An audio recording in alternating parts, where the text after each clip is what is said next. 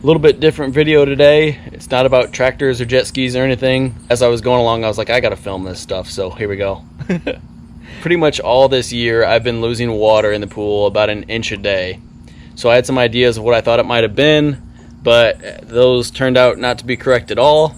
And I finally found the way to find where the leaks are in this pool, and I'm gonna show you guys how I'm doing that now. And I'm also getting eaten by bugs. You need to get yourself a good pair of snorkel goggles, like a mask.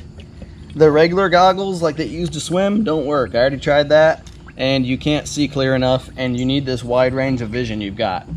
So get a good pair of these. These are tempered glass ones. I borrowed these from a coworker, and they're super clear. I mean, they fog up a little bit here and there, but when they're clear, they're clear. Now, at first I thought you could just pour the dye in the pool and just let it flow around and find the holes. That's not how it works at all. If you're gonna dye your pool like that, you're just gonna have a pool that's dyed whatever color you dye it. So don't do that. You need this little guy here, and really you don't even use this till you find the holes. You find the holes first just by eye, then you use this to confirm it's a hole. I was doing it complete opposite. I was going around squirting this stuff all over the place. You'll never find a hole that way. Now the main way I was able to find these holes is going around this bottom corner. There's a lot of places where the liner goes from flat to vertical, and it's kind of stretched around that curve there. And in that curve where there's no support behind it, whether it be the sand bottom or the metal wall, that liner stretches out there and makes a lot of little holes.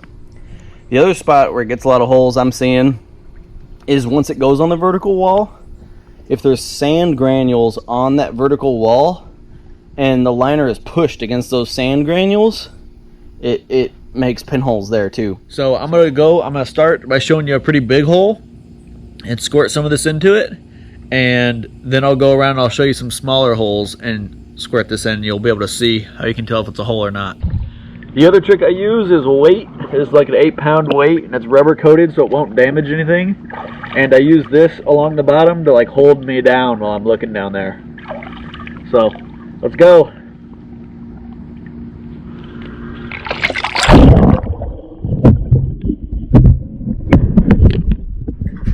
So these holes right here you see are actually pretty big holes, and they're much smaller than my fingernail, but those are large holes, and the only way you can find them is by swimming around and looking for them, and it's really not that hard to see them.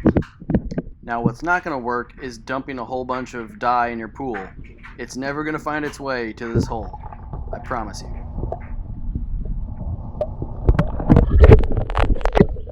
Okay, so that was a pretty big hole. Again, you find that just by eyeballing. You find that hole in your liner. Now I'll go show you a smaller hole.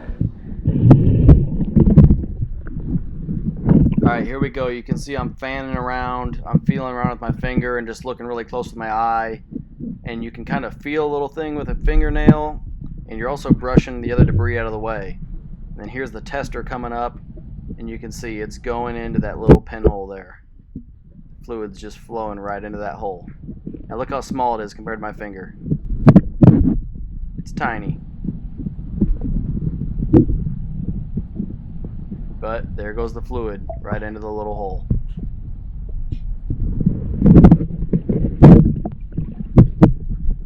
Alright, here's another hole. Again, a little spot there. And you can see to the left of my finger there's also a little bulge out. That's where there's a sand granule behind the liner, and what's probably happening is those sand granules are also, gonna poke through the liner eventually. Alright, that first one was a little bit bigger, that second one was a little bit smaller, but still two holes where it's leaking. So there's a whole bunch of them like that. I've got a lot of holes to patch. So this spot here is a good example of where the liner is loose at the corner of the pool. You can see my finger pressing in there. That means it's in the corner, so the sand is on the bottom and the metal wall is on the back. And in this corner here, there's nothing supporting this liner. So it gets stretched out around this curve or corner. Also, your robot bashing into it in the corner. You're raking leaves into the corner. Toenails, whatever you want to say, in that corner that has no support. It's a really easy place for this liner to get stretched out and also to get pinholes in it. So I'm just looking all around the circumference of the pool at that bottom corner, and I find quite a few holes. I think I counted like over 40. That one doesn't really look like it's a hole. It's not really getting sucked in there. So you can still see all the dye go everywhere, which is different from the other holes I showed where the liner is getting sucked into the pinhole. Feeling around some more spots here. You can kind of see my method is anything that that looks like a black little hole, or those sand granules there that are behind the liner. I kind of check all those spots and just see how they feel. And then I'll go and I'll just squirt a little dye in there. See that one? I'm squirting dye out, and instead of it just being, floating in the pool there, it's going into that hole. That's how you know it's a hole. Try to get a close-up of it here. There, it's coming out, and it's going right into that hole. It's not dissipating, it's going into the hole. There's another hole.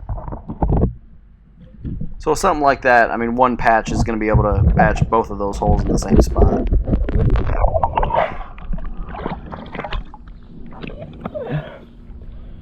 So I think that's enough footage of showing how small the pinholes are and what kind of happens to the dye as you go over them. Like I said, when I first started, I thought maybe the leak was in my strainer box here. So I lowered the water level down below this because I thought maybe it was just leaking around here. But when it kept dropping, I knew it wasn't just leaking there. And then it got below this and kept going down, so I knew it wasn't just leaking there. So that's what made me decide to get the dye and start swimming and checking this bottom. And that turned out to be the issue. Then I'll get the glue and some extra liner material and start patching as many of those holes as I can. So the video that I saw that helped me out with this, I'll go ahead and link it below. It was another guy who does this as a professional, and he had a lot of really good tips. One of the best tips he had was that the liner kit that you buy comes with some clear patch kit, and you put the glue on the back of that clear patch and then put it on there, and you think, oh great, it's clear. Then you won't see it, it won't be a different liner pattern or whatever. But he said that clear stuff isn't nearly as strong as real liner material. So tomorrow I'm going to go to the pool store, a place that installs them, not just sells chemicals, and see if they have any of this extra liner material, like in a warehouse or something like that, that they'll give me for free or sell me really cheap. And then I can cut a lot of little patches out of that. And the patches are supposed to be round, not square. And then you put the glue on the patch, you fold the patch in half, take it under water, you open the patch up and stick it on there. You can buy that and you can watch those videos, but I just wanted to make this one quick because I saw a lot of other videos where people were dumping dye in their pool, and that does not work. I mean, unless you've got a gaping hole, I still think it would just dye your whole pool instead of finding a leak. So do not dump a gallon of dye in your pool. Alright, happy swimming, guys. Thanks.